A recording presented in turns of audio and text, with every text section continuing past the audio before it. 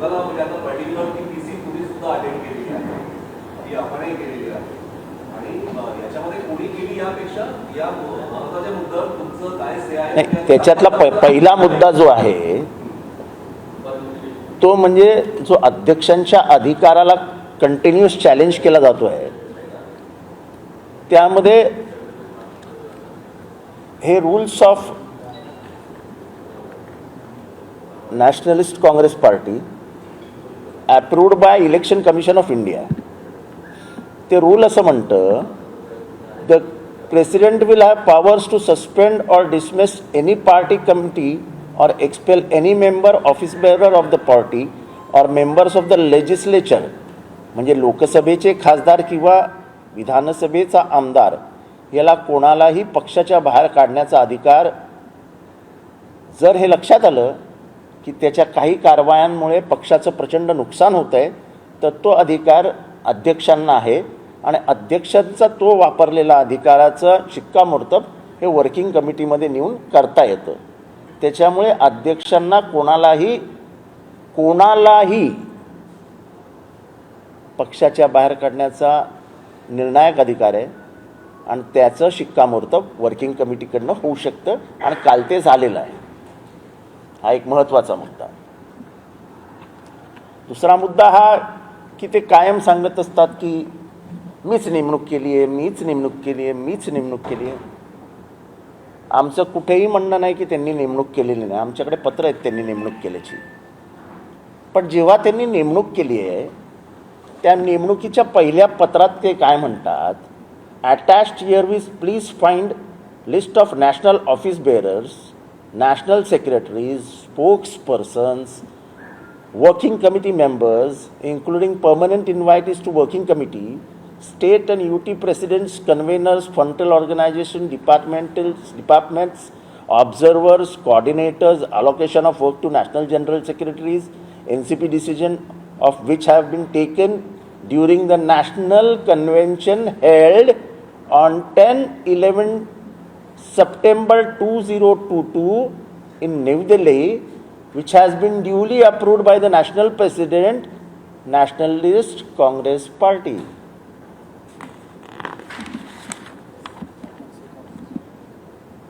मग त्यांनी दुसऱ्या दिवशी नावं जाहीर केली आणि त्याच्यात जे शरद पवार यांनी नेमले त्याच्यामध्ये प्रफुल्ल पटेल हे नॅशनल व्हाईस प्रेसिडेंट आहेत. म्हणजे तुम्हाला जो सह्यांचा अधिकार दिला तो कोणी दिला, तर शरद पवार साहेबांनी दिला. मग शरद पवार साहेबांचे अधिकार तुम्ही अमान्य करता, असं कसं काय होऊ शकतं? तुम्ही बोलता बोलता बोलून गेले की आम्ही अनिल पेटलांची आज परत नेमणूक केली आहे. तर पक्षच तुमचा आहे, सगळंच तुमचं आहे, तर मग त्यांची फेरनिवडणूक करता कशाला?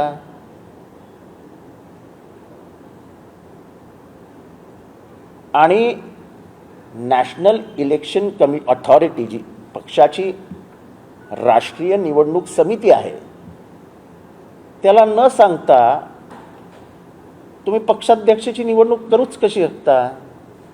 हे सगळं आम्ही नाही म्हणत आहे, हे सगळ्या 2 पुस्तकांमध्ये लिहिलेलं आहे. कॉन्स्टिट्यूशन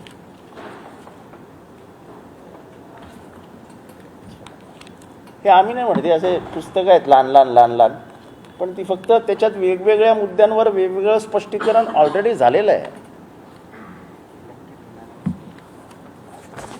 आता त्यांचंच पत्र हे त्यांनीच सही केलं आहे. हे प्रफुल्ल पटेल साहेबांचंच आहे, हे बघा, ही सही बघा.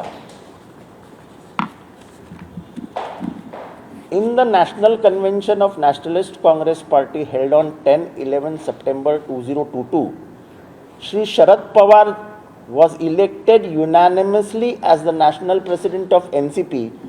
He was then authorized to announce the name of national office bearers of the party along with working committee members, permanent invitees, etc., etc., etc. हे कोणी लिहिलं आहे? हे स्वतः पत्र कोणाची सही आहे?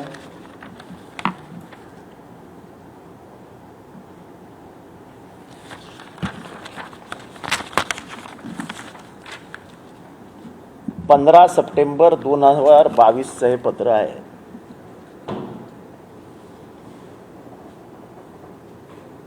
मग शरद पवार साहेबांना काहीच अधिकार नव्हते किंवा अधिकार नाहीत असं तुमचं म्हणणं आहे, तर मग तुम्ही कुठल्या अधिकारात नेमणूक केल्या? कारण जर त्यांना अधिकार नाही तर तुम्हालाही अधिकार नाही. तुमची नेमणूकच त्यांच्या अधिकारात आली आहे ना. नंतर तुम्ही ते बिब्लिकल कॉर्ड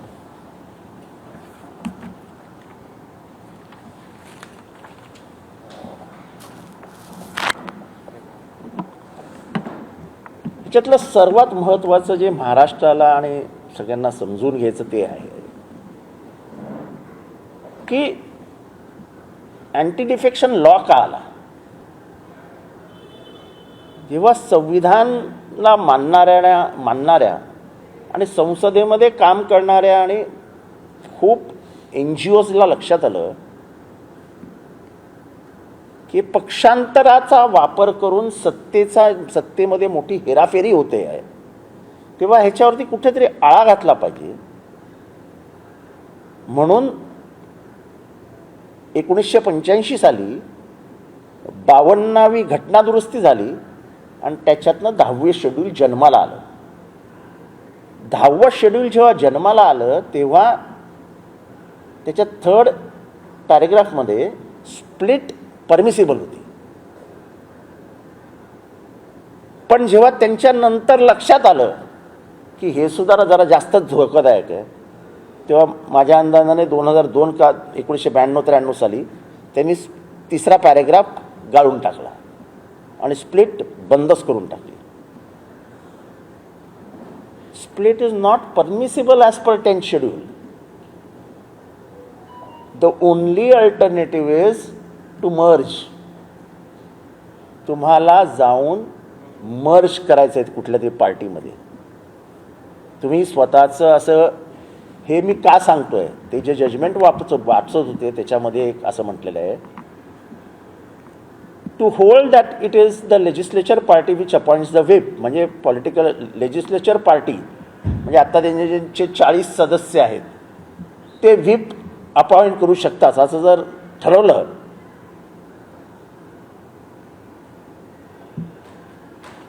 तर ती जी आईची आणि मुलाची नाळ असते, ज्याला त्यांनी umbilical cord which connects a member to the house and the political party असं म्हटलं, it would mean that legislator could rely on the political party for the purpose of setting them for elections.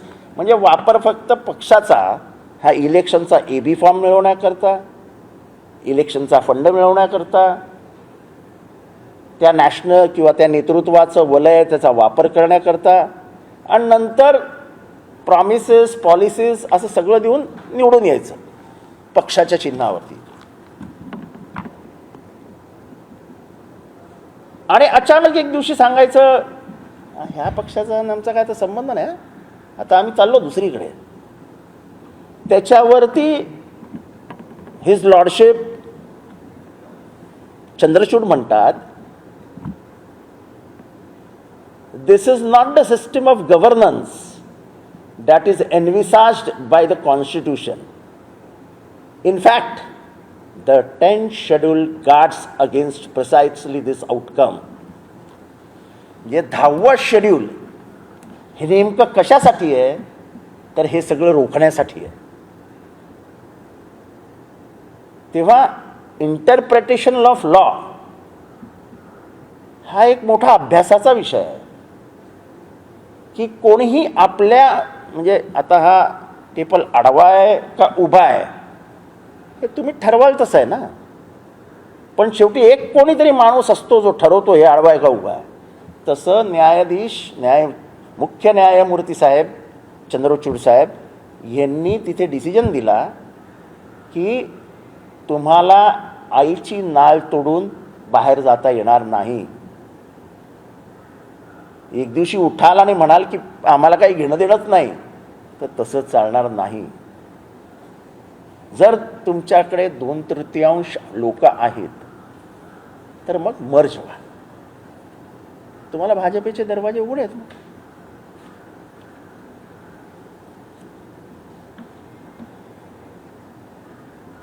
आणि 30 तारखेला तुम्ही meeting घेतली असे म्हणता. 30 तारखेला कोण कोण कुठे कुठे होते हे तरी लक्षात ठेवा जरा. 30 तारखेला तुम्ही मीटिंग घेतलीत, तुम्ही कोणाला तरी अध्यक्ष म्हणून जाहीर केलं, आणि 3 तारखेला झालेल्या पत्रकार परिषदेमध्ये तुम्ही सगळ्यांनी एका किटी पार्टीमध्ये, म्हणजे त्यांची जी प्रेस कॉन्फरन्स होती त्याला मी किटी पार्टी नाव ठेवलेलं, की तू अध्यक्ष, मी प्राईम मिनिस्टर, तू डेप्युटी प्राईम मिनिस्टर, तू फॉरेन मिनिस्टर, तू रेव्हेन्यू मिनिस्टर, चला टाळ्या वाजवा, पेढे खा आणि झालं, चला संपला, निघून जाऊ. असं होत नाही. इलेक्शन ऑफ द प्रेसिडेंटला काही रूल्स आहेत, काही इलेक्शन्स डिक्लेअर करावे लागतात, त्याला काही दिवस दिलेले आहेत, किती दिवसांनी फॉर्म भरायचा, किती दिवसांनी ते सगळं करायचं, हे सगळं कॉन्स्टिट्यूशनमध्ये दिलेलं आहे या रूल्समध्ये.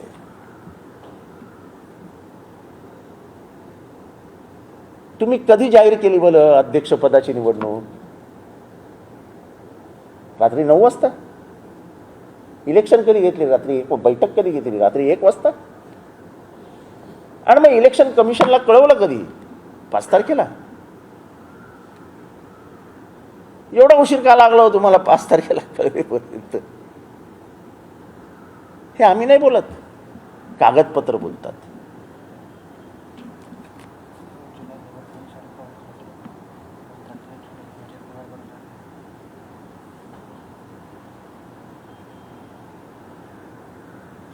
Ajit Pawar was appointed national president in June 30 after the swearing in. Praful Patel and other ministers and others were saying that Sharad Pawar is the national president in the PC. If Ajit Pawar became president on June 30, why did he wait till July 5th? हे मी तुम्हाला आधीच विचारला प्रश्न. तेव्हा परत एकदा मागच्या पत्रकार परिषदेसारखी ही सुद्धा पत्रकार परिषद ही गोंधळलेल्या मानसिक अवस्थेतनं आलेली आहे. जर तुमच्याकडे सगळंच आहे तर मग रेकग्निशन मागता कशाला आहे? आम्ही नाही ना गेलो इलेक्शन कमिशनकडे, कारण आमच्या अध्यक्षांकडे पॉवर होती. शरद पवार हेच आमचे अध्यक्ष आहेत, त्यांना राष्ट्रीय मान्यता आहे, त्यांना इलेक्शन कमिशनची मान्यता आहे, आणि ती योग्य पद्धतीने तुमच्या सहीने घेतलेली आहे. मुख्य म्हणजे सगळ्या पत्रव्यवहाराचा मालक कोण आहे? आज ज्यांनी प्रेस कॉन्फरन्स घेतली ते आहेत. मग तुम्ही हे नाकारता, काही पत्र तुमची नाही आहेत, तुम्हीच केलेल्या नेमणुका तुम्हीच नाकारता का?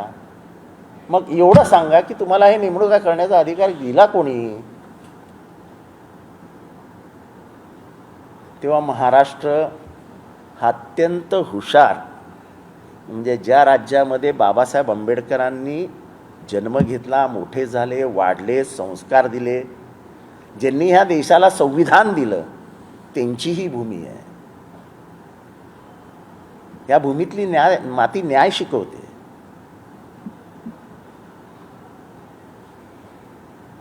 तेव्हा संविधानाच्या उलट्या पालट्या पानं करत असताना कमीत कमी त्याचे शब्दार्थ बदलणार नाहीत, एवढी तरी काळजी घ्या.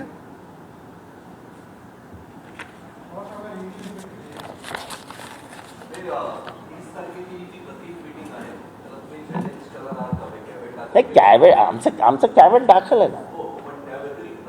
नाही नाही, आमचं we are waiting for the notices.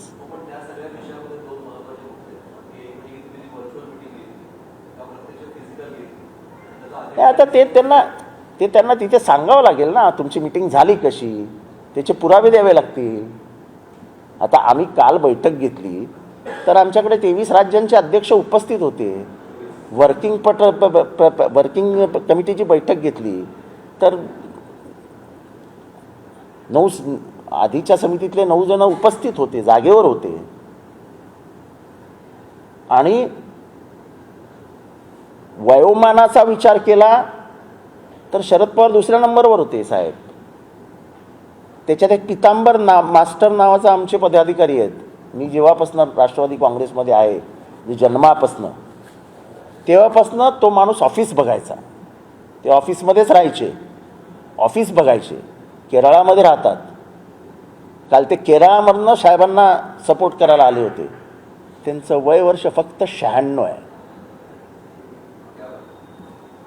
आणि त्यांच्या मुलांनी अजिबात सांगितलं नाही त्यांना की तुम्ही रिटायर व्हा. मी त्यांना विचारलं, अरे how did you come Pitambaram master? I just flew, I just came from Trivandrum, landed in Delhi and I came to meet mister Pawar. तिथल्या कोणत्याही घरच्या माणसाने सांगितलं नाही तुम्ही घरीच बसा, आता जाऊ नका घराच्या बाहेर. ते म्हणाले this is my life and death. I felt so nice when I came here. Office दिखा, चायवाला दिखा. आणि आम्ही दिवस घालवलेत त्यांच्याबरोबर. त्या ऑफिसमध्ये बसून ते पितांबर मास्तरचं किती वेळा लेक्चर ऐकलंय आम्ही. आणि एक एक पेपर जपून ठेवणारा माणूस होतो. तो काल मिटिंगला उपस्थित होता ना. ही पद्धत आहे वर्किंग कमिटीची मीटिंग घेण्याची. आणि दोघंही त्या मिटिंगला 4 तास बसले होते, जेव्हा 80 वर्षाचे 82 वर्षाचे श्रीनिवास पाटील पण समोर उभे होते, बसलेले होते. आणि श्रीनिवास पाटलांचा पोरगा हा दरवाजाच्या बाहेर उभा होता. 75 वर्षाचे सिराज महेंदी पण बसलेले होते. तेव्हा आम्ही नेहमी म्हणतो, age is just a number, what matters is spirit.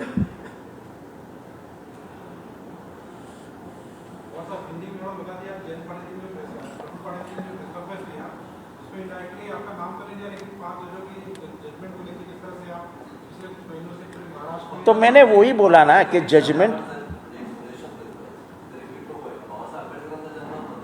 मला माहिती होतं तुम्ही बोलणार. त्यांचा जन्म मऊमध्ये झाला. त्यांचे वडील रामजी आंबेडकर हे मऊमध्ये मिलिटरीमध्ये काम करत होते. पण मऊमध्ये काम करत होते. हो, मला माझा इतिहास तेवढा पक्का, एकदम पक्का असतो. पण त्यांचा जन्म जरी तिथे झाला असता, त्यांचं रक्ताचं नातं महाराष्ट्राशी होतं. त्याच्यामुळे मला माहिती होतं तुम्ही आम्हाला प्रश्न विचारणार. आणि मला हे पण माहिती होतं त्यांचा जन्म कुठे झाला आणि रामजी आंबेडकर तिथे काय करत होते. हा पण इतिहास मी तुम्हाला लगेच सांगेन.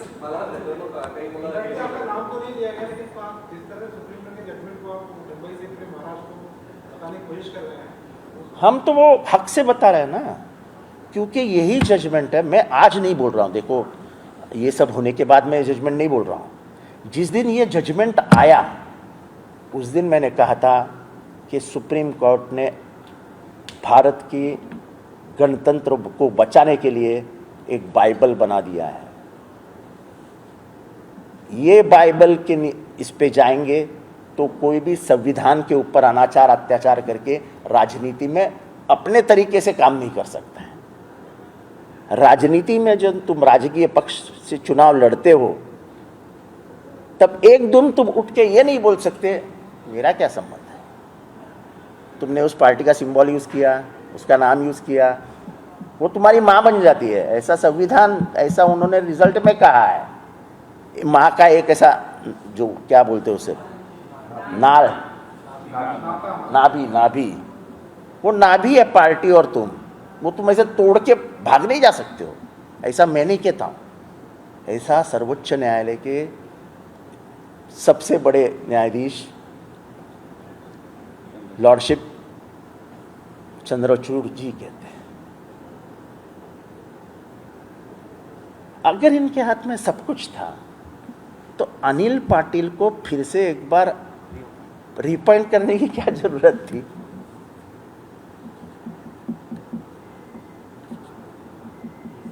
किसके नेतृत्व में ये सब इलेक्शंस हुए? आपने किस किस को बताया इलेक्शन है? क्योंकि सेंट्रल इलेक्शन अथॉरिटी नाम की एक कमिटी है संविधान के तहत, जिसको बताना पड़ता है. फिर इलेक्शन का प्रोसेस जाहिर होता है और उसके बाद में इलेक्शन होते हैं.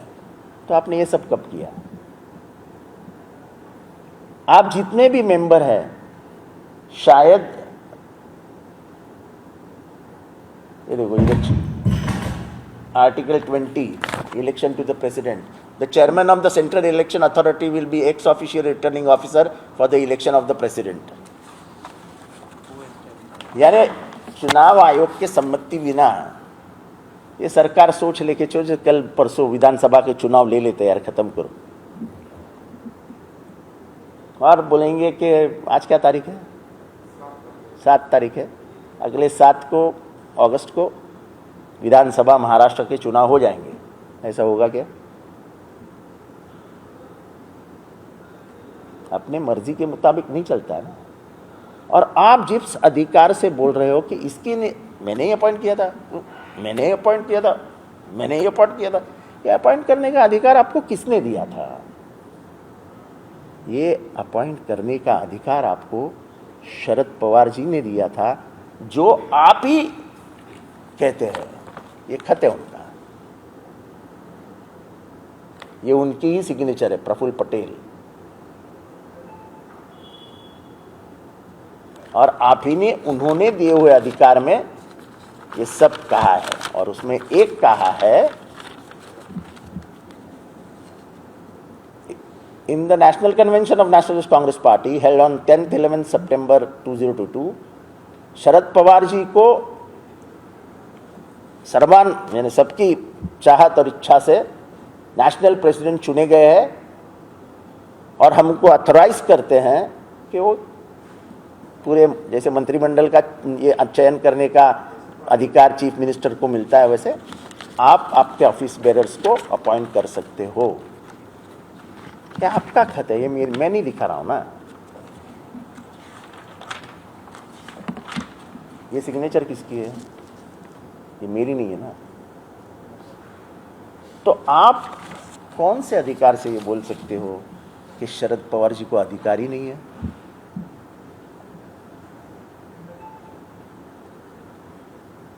जब आप सुप्रीम कोर्ट का इतना बढ़िया उसका समालोचन कर रहे हो तो 140 पन्ने पढ़ोगे तो आपके समझ में आएगा कि सर्वोच्च न्यायालय इस बात से नाराज है कि जो कुछ हो रहा है वो गलत हो रहा है। इसलिए सर्वोच्च न्यायालय ने कहा कि पॉलिटिकल के पार्टी के अथॉराइजेशन के बगैर तुम विप नहीं अपॉइंट कर सकते हो। और इसलिए भरत गोगावले को उन्होंने निकाला। फिर बाद में उन्होंने ये भी कहा, द डिसीजन यानी जो निर्णय स्पीकर ने गठनेता का चुनाव करते समय लिया है वो इनवैलिड है। क्यों? क्योंकि वो पॉलिटिकल पार्टी की तरफ से नहीं आया है। पॉलिटिकल पार्टी की तरफ से आया किसका है? अजय चौधरी का। हम अजय चौधरी के लेटर को मान्यता देते हैं। तो उसके ऊपर भी 40 लोगों की सिग्नेचर्स थे ना, थे कि नहीं थे?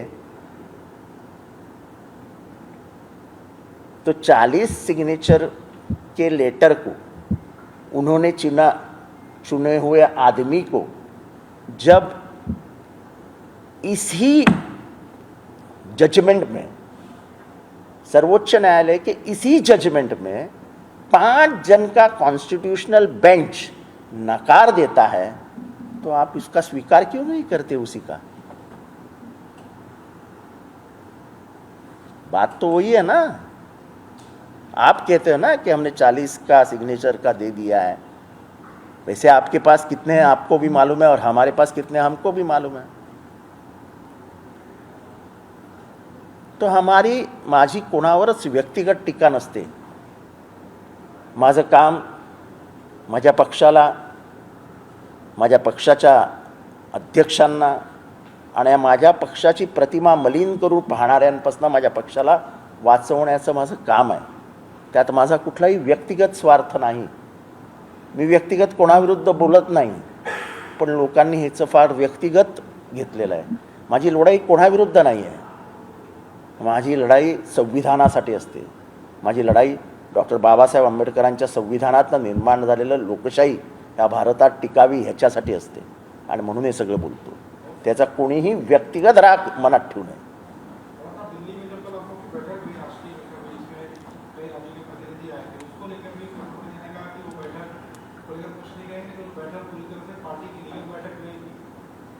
ऐसे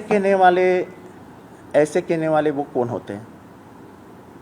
जब संविधान में वो लिखा है कि तुम वो कर सकते हो, और अगर वो लोग वहाँ पे आए हैं तो आप कैसे कह सकते हो नहीं ले सकते हैं? अध्यक्ष के अधिकार में है राष्ट्रीय कार्य समिति को बुलाना, अध्यक्ष के अधिकार में है एक्सटेंडेड वर्किंग कमेटी को बुलाना। ये किस अधिकार से कह रहे थे? हाँ, वो कह रहे थे कि जो राष्ट्रवादी का जो संविधान है वो संविधान ही पूरी तरह से गलत है। हाँ हाँ, हमारी तरफ से प्रेसिडेंट जो है वो वो अजित सही पवार है। वो सही और आप लोग नहीं, बराबर है। उनका कहना है कि संविधान गलत है, एनसीपी का। हाँ, कब उनको समझ में आया ये संविधान गलत है? हाँ, इस संविधान के तहत आज तक इस पार्टी में जितनी उपयुक्तता उनको मिली वो किसके कारण मिली? इस पार्टी के कारण मिली। इस पार्टी के तो उम्मीदवार थे, इस पार्टी ने अपॉइंट किया हुआ व्हिप यहां के विधायकों को लागू होता था, फिर वो आपको वोटिंग करते थे, फिर वो आप एमपी बन के दिल्ली जाते थे, और फिर शरद पवार आपको लेके जाके मिनिस्ट्री में बिठाते थे। तो अगर ये संविधान गलत था तो फिर ये कैसा हुआ? ये किसी के ऊपर वैयक्तिक टिप्पणी ये नहीं है, आरोप नहीं है। मैं हर आदमी की माफी चाहता हूं, पर मेरा एक काम है ना, अगर कोई झूठ सामने आ रहा है तो पूरे महाराष्ट्र को सच बताना मेरा काम है। तुम्हाला सगळं मिळालं, पक्षाने दिलं, तो पक्ष कोणी उभा केला? ते पक्षाचे आमदार कोणामुळे निवडून आले? उन्हा पावसात कोण फिरलं? महाराष्ट्राचं कोणाचं ओलं आहे महाराष्ट्रामध्ये? 70 सालापासून 65, 70, 65, 70 आमदार जे निवडून आणतात त्याचं नाव एकच आहे, शरद पवारजी. आणि आता तुम्हाला कळतं की शरद पवारांना संविधानच समजत नाही, त्यांचं संविधानच चुकीचं आहे.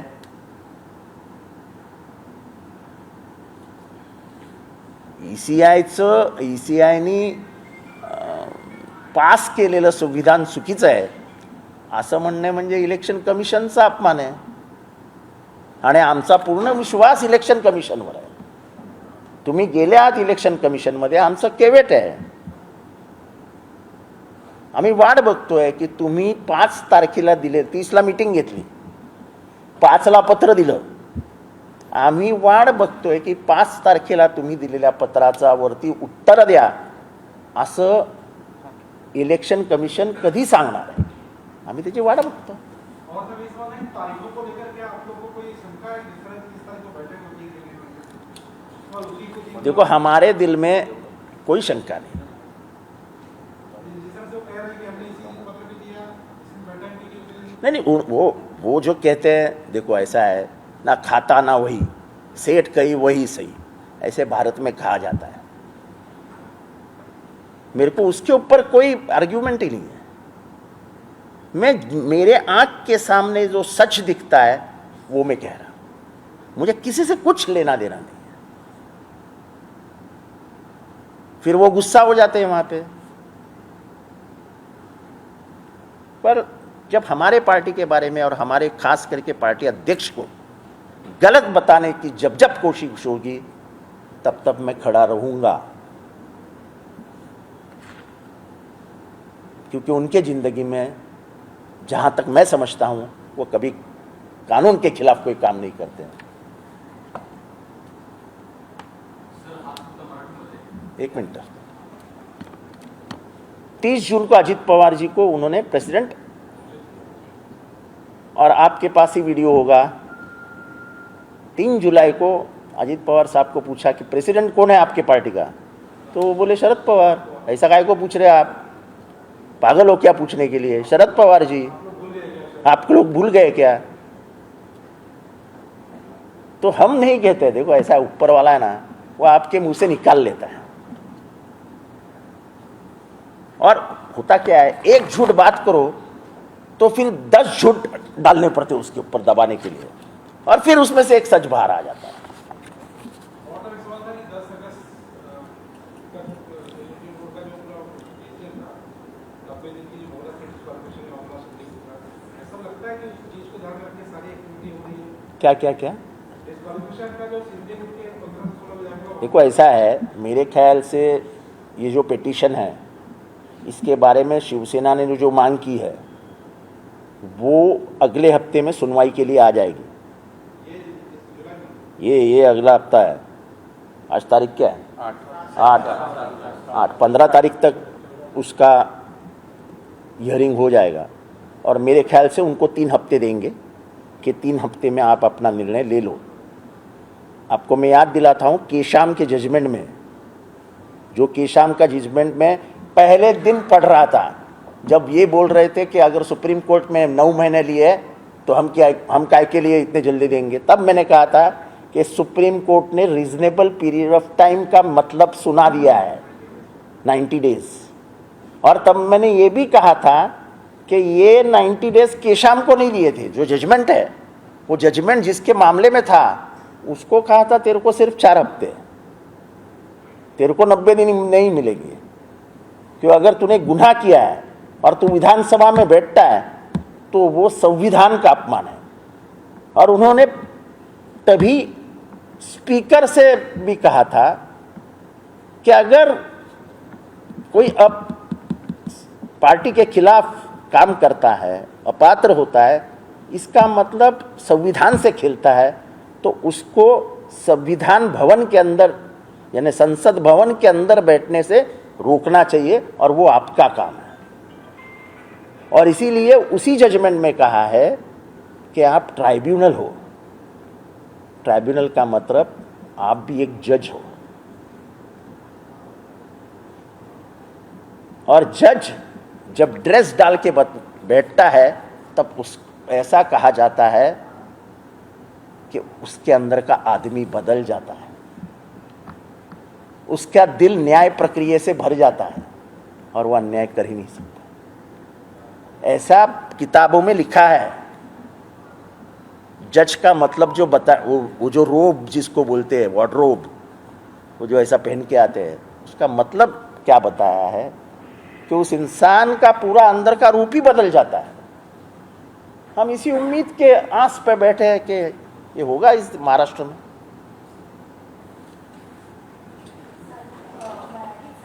झालं सांगून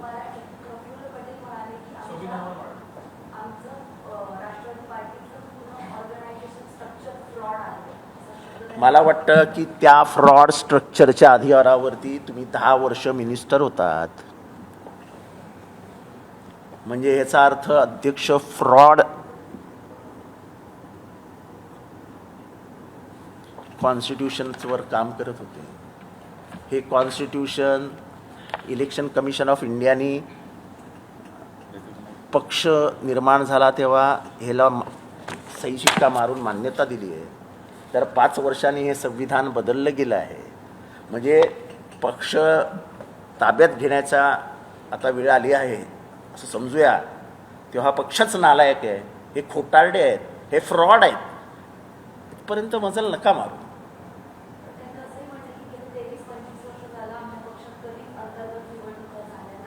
अहो पण त्याचा फायदा तुम्ही पण घेतलात ना। तुम्ही कधी आयुष्यात असं म्हटलंत का मी नाही होणार व्हाईस प्रेसिडेंट, मी नाही होणार जनरल सेक्रेटरी, मला नको ट्रेजररशिप, मला नको सह्यांचा अधिकार?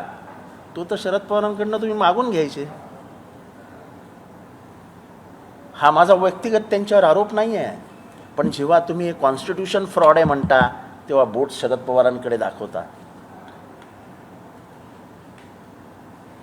आणि मग आम्ही शरद पवारांना डिफेंड करायचं की नाही प्रश्न इथे उभा राहतो।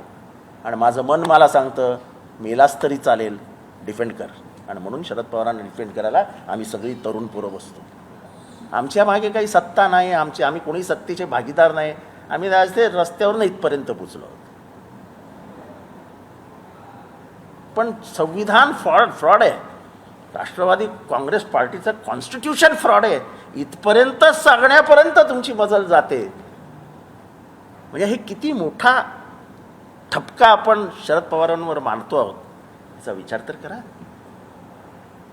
की ज्या माणसाने आयुष्यभर या देशातली लोकशाही आणि ह्या देशातलं संविधान वाचावं म्हणून प्रयत्न केला, त्याच्यावरती असा आरोप करताना आपलं मन जराही खात नाही. तुम्हाला काय वाटतं जे म्हणतात पक्षाचं संविधान ऑर्गनायझेशन स्ट्रक्चर फ्रॉड आहे ते पक्ष आणि चिन्हावरती दावा करतात एकीवारचा पक्षाला असं आहे तेच आहे. कसं आहे की खोटं बोलावं लागलं ना की वेगवेगळ्या दगडांवरनं उड्या मारावं लागतात आणि मग एका दगडावरनं पाय पटकन खाली जातो, मग पकडला जातो, मग परत उचलून ठेवावा लागतो. त्यांच्या दोन्ही प्रेस कॉन्फरन्सेसला मी उत्तरं दिली, त्याच्यानंतर ते माझ्या प्रेस कॉन्फरन्सला परत उत्तर देऊ शकत नाहीत. और तो ऐसा लगता है जैसा भी आप कह रहे थे कि चुनाव आयोग हो या पूरे देश में हो, अभी तक सब लोग एनसीपी के राष्ट्रीय अध्यक्ष के तौर पे शरद पवार को ही जानते हैं. तो जिस जानते हम नहीं जानते, मतलब जानते हैं. मैं मेरी बात छोड़ दो, इस देश का हर नागरिक जानता है कि नेशनलिस्ट कांग्रेस पार्टी का संविधानिक तरीके से चुना हुआ अध्यक्ष माननीय शरद पवार जी है. दूसरी को रवि प्रफुल्ल पटेल जी जिस तरह से बयान दे रहे हैं कि हमें इलेक्शन कमीशन ऑफ इंडिया के विधानसभा स्पीकर पे लेकर जो उनके पास इलाकों का समर्थन है उस पर हम लोग मजबूत खड़े हैं और हम ही राष्ट्रवादी पार्टी हैं, चुनाव चिन्ह भी दावा कर रहे हैं. अरे आप ही कहते हैं कि उनका कॉन्स्टिट्यूशन ही फ्रॉड है, तो इसका मतलब इलेक्शन कमीशन भी फ्रॉड है, इसका मतलब चुने हुए आमदार भी फ्रॉड है. लगता है तो मुंह की खानी पड़ेगी लगता है चुनाव आयोग के पास. नहीं वो मुझे बात नहीं करनी. जब आदमी किसी को चोर बोलता है तो फिर उसकी व्याख्या, उसका संदर्भ सब देना पड़ता है ना. तमाम चीजें पेश करेंगे. सर एक वेगळा प्रश्न आहे नीलम गोरे यांनी आता शिवसेनेमध्ये त्यांचा माझा ह्या विषयाशिवाय दुसरा पत्रकार परिषद घेण्याचा काही उद्देश नव्हता. आम्ही खरं खोटं शरद पवारांना काढायचा अधिकार आम्हाला काढायचा शरद पवारांना अधिकार नाही. कोण म्हणे? प्रफुल्ल पाटील. तुम्ही किती वेळ होतात या पत्रकार परिषदेत? तुम्ही किती वेळ होतात या पत्रकार परिषदेत? तुम्ही किती वेळ होतात या पत्रकार परिषदेत? आत्ता आले का आधीपासून होतात? आत्ता आला. एकीकडे कायदेशीर दावे केले जातात, दुसरीकडे शक्तीप्रश्न देखील होत आहे. आजच्या मुश्किल यांच्या जिल्ह्यात त्यांचं शक्तीप्रश्न पाहायला मिळालं. उद्या शरद पवार साहेब नाशिक जिल्ह्यामध्ये आहेत, उद्या देखील छगन भुजबळ यांचा नाशिक दौऱ्यामध्ये शक्तीप्रश्न आहे. कसं वाटतं एकंदरीत सगळ्याकडे? त्याचा काही संबंध नाही. आमचा हे आहे, आमचा दौरा आहे. आमचा दौरा आमचा चालू राहणार. ठीक आहे, कोण आहेत आणि कोण नाहीत ह्याच्यावरती दौरा नाही आहे ना शरद पवारांचा. तुमच्यासाठी मी लगेच उठणार आहे. The president will have powers to suspend or dismiss any party committee or expel any member, office bearer of the party or members of the legislature. Legislature म्हणजे विधिमंडळ, लोकसभा, राज्यसभा, विधानसभा, विधान परिषद, कुठेही कोण अध्यक्षाला ते अधिकार आहेत. आणि हे त्याच्या लक्षात आलं की हा माणूस हा पक्षविरोधी कारवाया करतो आहे, तर ते लगेच काढू शकतात आणि वर्किंग कमिटीमध्ये जाऊन त्याच्यावर शिक्कामोर्तब करू शकतात. काल वर्किंग कमिटी झालेली आहे, त्याच्यावर शिक्कामोर्तब झालेलं आहे. हेच ते अध्यक्षांचे अमर्यादित अधिकार आहेत. और तो आपको पहले इस बात का अनुभव हुआ था कि इस तरह की चीजें होने वाली? हां आपको आभास था कि इस तरह की चीजें हो सकती है? पिछले 4-5 महीने से भनक लग रही थी. देखो, उन्होंने अभी पत्रकार परिषद ली, मैं थोड़ा बहुत पढ़ते रहता हूँ. जैसे ही मैं देखा कि ये सब झूठ है, 23 तारीख का इवेंट हुआ उस दिन सुप्रिया ताई भी 3 बार अंदर गई है, बाहर आई, वो भी खड़े थे बाहर. मेरे को नहीं मालूम. मैं तब घर में सोया हुआ था. सर शेवटचा प्रश्न देश विदेशातील प्रत्येक घडामोडींचे लाईव्ह अपडेट मिळवण्यासाठी आता साम टीव्हीच्या सर्व सोशल मीडिया प्लॅटफॉर्मला लाईक, फॉलो आणि सबस्क्राईब करा. तसंच सर्व नोटिफिकेशनसाठी बेल आयकॉन प्रेस करायला विसरू नका.